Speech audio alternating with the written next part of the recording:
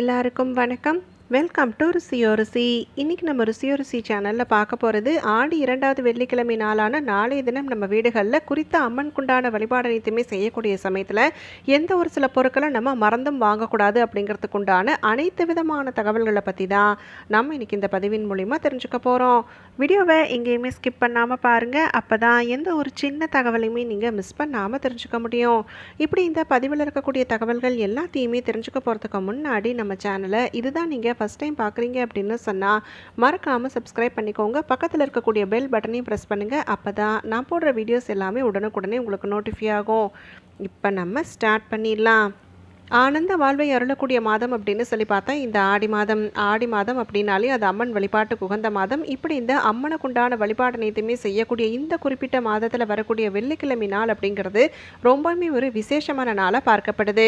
அதுலேயும் நாளை தினம் நமக்கு வரக்கூடிய வெள்ளிக்கிழமையானது சஷ்டி திதி நாயகனான முருகப்பெருமானுக்கு உகந்த திதியோடு சேர்ந்து வருது. அப்படிங்கிற காரணத்தால் குழந்தை வரம் வேண்டுவோர், திருமணத்தில் தடைகள் விலகணும்னு சொல்லக்கூடியவங்க, தீர்க்க சுமங்களை வரம் வேணும் அப்படின்னு சொல்லக்கூடியவங்க எந்த மாதிரியான குறித்த வழிபாடு முறைகளை மேற்கொள்ளணும் அப்படிங்கிற ுண்டான தனி விளக்கப்பதிவு நம்ம சேனல்ல இருக்கு. 3 விஷயங்களை நாளை தினம் நம்ம வீடுகளில் மேற்கொண்டாலே போதும், கண்டிப்பா அம்மனுடைய அருளானது பரிபூர்ணமா கிடைக்கப்பெறும். அந்த பதிவினுடைய லிங்கை நான் வீடியோவோட டிஸ்கிரிப்ஷன்ல அட்டாச் பண்றேன், தவறாம பார்த்து பயன்பெறுங்க.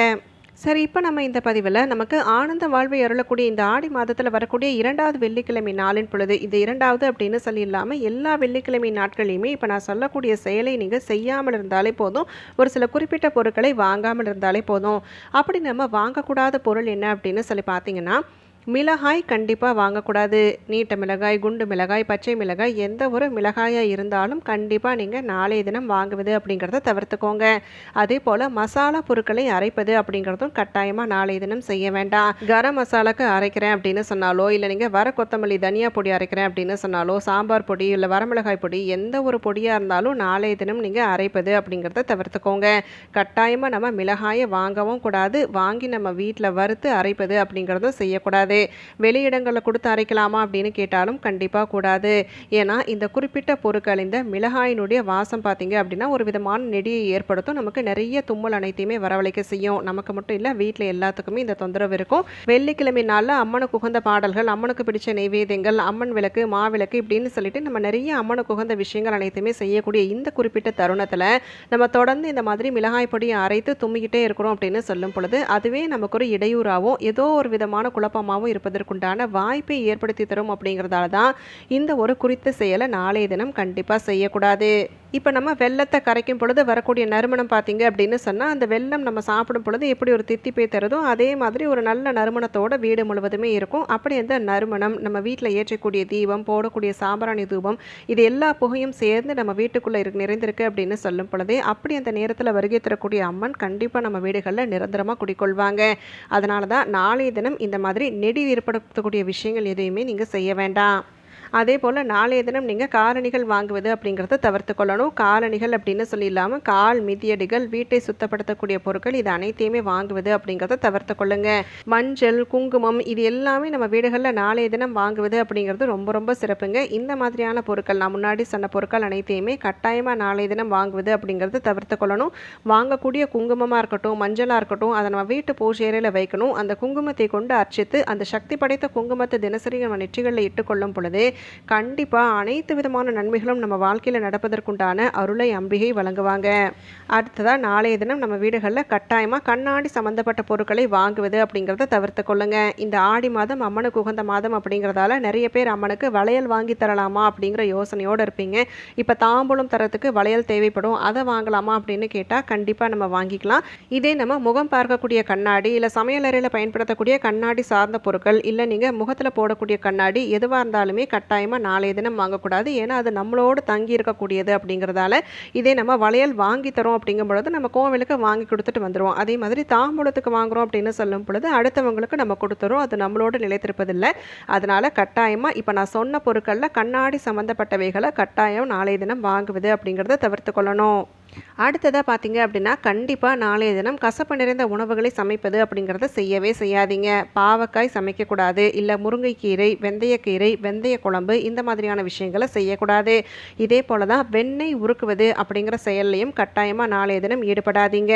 ஏன்னா இந்த குறித்த நாளின் பொழுது நம்ம வீடுகளில் எழக்கூடிய நறுமணம் இப்போ நல்ல ஒரு நேர்மறை ஆற்றல் நிறையுது, நேர்மறை சிந்தனை நமக்குள்ள பெருக்கெடுக்குது அப்படின்னு சொல்லும் பொழுது எப்படி ஒரு வாசமுள்ள மலர நுகரும் பொழுதே நமக்குள்ள ஒரு புத்துணர்ச்சியானது ஏற்படுதோ அதே மாதிரி தான் நம்ம வீடுகளுக்கு வரக்கூடிய அம்மன் பார்த்தீங்க அப்படின்னு சொன்னால் நம்ம வீட்டிலேயே குடிக்கொள்ளணும் அப்படிங்கும் பொழுது நம்ம வழிபாடு அனைத்துமே செய்து தீபமேற்றி தீப ஆராதனை அனைத்துமே காண்பித்து அம்மனை வரவழைப்பதற்குண்டான பாடல்கள் அனைத்தையுமே பாடி அம்மனை வரவழைக்கிறோம் அப்படின்னு சொல்லும் பொழுது அப்போ அந்த இடத்துல இருக்கக்கூடிய நறுமணம் பார்த்தீங்க அப்படின்னு சொன்னால் நல்ல தெய்வீக தன்மை நிறைந்த நறுமணங்களாக இருக்கணும்.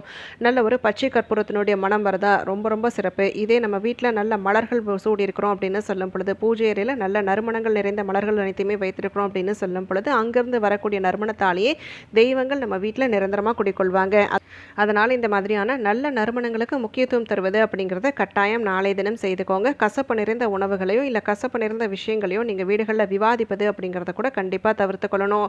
வீண் விவாதங்களில் ஈடுபடும் பொழுது மனம் பார்த்தீங்க அப்படின்னு சொன்னால் ரொம்பவுமே சோர்ந்து போயிடும், ஏதோ ஒரு கவலை தொற்றி கொண்டது போல இருக்கும். அதனால் கட்டாயமாக நாளைய தினம் இந்த மாதிரியான வீண் விவாதங்களுக்கு இடம் கொடுப்பது அப்படிங்கிறத தவிர்த்து கொள்ளணும். அடுத்ததாக நாளைய தினம் கூர்மையான பொருட்களை கட்டாயம் வாங்கக்கூடாது.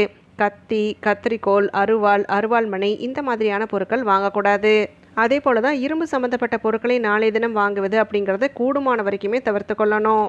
நாளைய தினம் அம்மன் கோவில்களுக்கு சென்று வழிபாடு மேற்கொள்ளக்கூடியவங்க கட்டாயம் நீங்கள் கோவிலுக்கு போகிறதுக்கு முன்னாடி எலுமிச்சம்பழம் கொஞ்சம் வாங்கிக்கோங்க. 1-2 எலுமிச்சம்பழத்தையாவது நம்ம வாங்கிட்டு போயிட்டு திருசூலத்தில் குத்தணும், இல்லை மாலை மாதிரி தொடுத்து சூடுறீங்க அப்படின்னு சொன்னாலும் உங்களுடைய விருப்பம் தான். ஆனால் அம்மனுக்காக நீங்கள் எலுமிச்சம்பழம் கண்டிப்பாக வாங்கி கொள்ளணும். வேப்பிலையும் அதே மாதிரி கட்டாயம் எடுத்து செல்லுங்க. இது கூட ஒரு பேக்கெட் குங்குமத்தையும் எடுத்துகிட்டு போங்க. இந்த 3 பொருட்களுமே கண்டிப்பாக நீங்கள் நாளைய தினம் வழிபாடு செய்யக்கூடிய சமயத்தில் இடம்பெறணும். நிறைய பேர் வேண்டுதல் மாலை அப்படின்னு சொல்லிட்டு மஞ்சள் கிழங்கு மாலை கட்டி அணிவிப்பதும் வழக்கமாக இருக்கும். அப்படி அந்த வழக்கம் இருக்கக்கூடியவங்க கண்டிப்பாக நாளைய தினம் செய்து கொள்ளுங்க. அதே போல் கோவிலுக்கு போயிட்டு வரும் பொழுது தரக்கூடிய பிரசாதங்கள் இருக்குது பார்த்தீங்களா, அதுலேயும் குறிப்பாக எலுமிச்சம்பழம் இருக்கு இல்லைங்களா, அது என்ன செய்யணுங்கிற சந்தேகம் நிறைய பேருக்கு இன்றளவும் இருக்குது. வாங்கிட்டு வரக்கூடிய எலுமிச்சம்பழத்தை கண்டிப்பாக நம்ம வீட்டு பூஜை அறையில் வைக்கணும். நிறைய பேர் அதை பிழிந்து ஜூஸ் குடிக்கிறதுங்கிறதெல்லாம் செய்வாங்க. அந்த மாதிரியெல்லாம் செய்யாதீங்க. கட்டாயம் நம்ம வீட்டு பூஜை அறையில் இருக்கணும். ஏன்னா அந்த நல்ல சக்திகள் நல்ல அதிர்வலைகளோடு கொண்டு வந்து வைக்கப்படக்கூடிய எலுமிச்சம்பழம் கட்டாயமாக நம்ம வீட்டில் சூழ்ந்திருக்கக்கூடிய எல்லா விதமான கெட்ட சக்திகளையும் நீக்கி நல்ல சக்திகள் குடிகொள்வதற்குண்டான அருளை பெற்றுத்தரும். அதனால் இந்த ஒரு செயலை நீங்கள் செய்து கொள்ளுங்க. கொண்டு வந்து பூஜை அறையில் அப்படியே தரையாக வைக்காதீங்க, ஒரு கிண்ணத்தில் வைப்பது அப்படிங்கிறத செய்திருங்க. ஏன்னா பெரும்பாலும் திருசூலத்தில் இருக்கக்கூடிய எலுமிச்சம்பழம் தராங்க அப்படின்னு சொன்னால் கொஞ்சம் சாறு வடிவதோடு தான் தருவாங்க.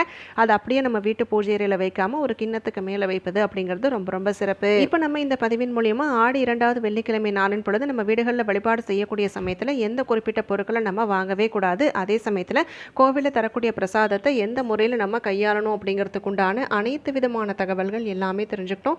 கட்டாயம் இந்த பதிவு அனைவருக்குமே பயனுள்ளதாக அமைந்திருக்கும்னு சொல்லி நினைக்கிறேன். அப்படி பயனுள்ளதாக இருக்கக்கூடிய பட்சத்தில் உங்களுடைய ஃப்ரெண்ட்ஸ் அண்ட் ஃபேமிலிக்கும் தவறாமல் ஷேர் பண்ணுங்கள். அவங்களும் இந்த தகவல்கள் அனைத்தையுமே பார்த்து பயன்பெறட்டும். நாளைக்கு மறுபடியும் ஒரு பயனுள்ள பதிவோடு உங்களை நான் சந்திக்கிறேன். அது வரைக்கும் நன்றி, வணக்கம்.